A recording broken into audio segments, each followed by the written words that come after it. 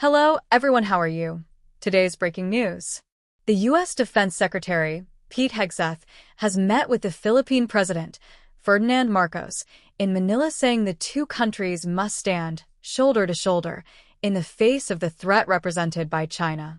Hegseth's meeting at the presidential palace comes as he opens a tour of Pacific allies that risks being overshadowed by a mounting scandal over leaked plans for military strikes.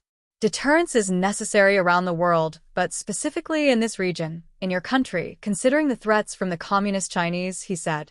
Hegseth said the U.S. was intensifying the partnership with the deployment of advanced capabilities and taking steps to reestablish a deterrence in the Indo-Pacific region. The nature of those capabilities was not immediately clear.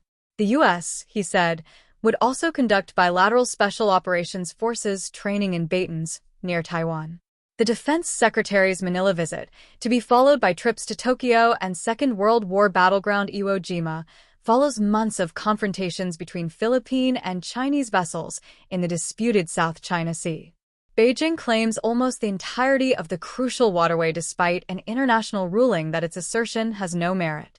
Friends need to stand shoulder to shoulder to deter conflict to ensure that there's free navigation, whether you call it the South China Sea or the West Philippine Sea, Hegseth said.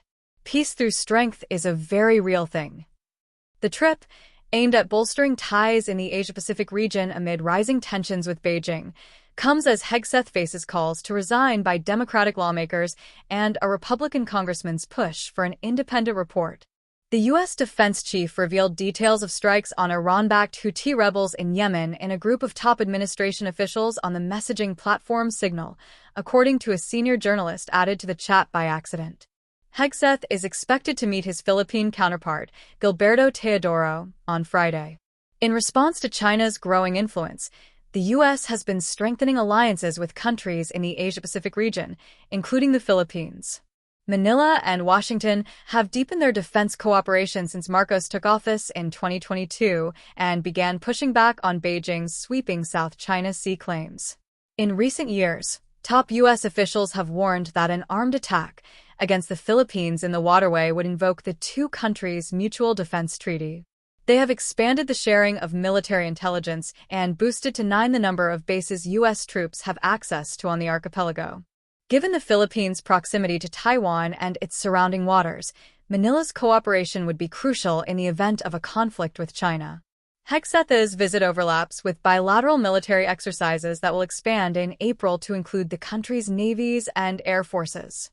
Despite mounting pressure over the signal leak, Donald Trump has defended Hegseth. Hegseth is doing a great job. He had nothing to do with this, said the U.S. president when asked by AFP whether the defense secretary should be considering his position.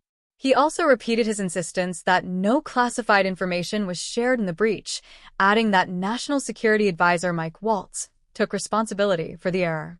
Waltz added Goldberg to the group chat that included Hegseth, the Vice President, J.D. Vance, the National Intelligence Director, Tulsi Gabbard, and others.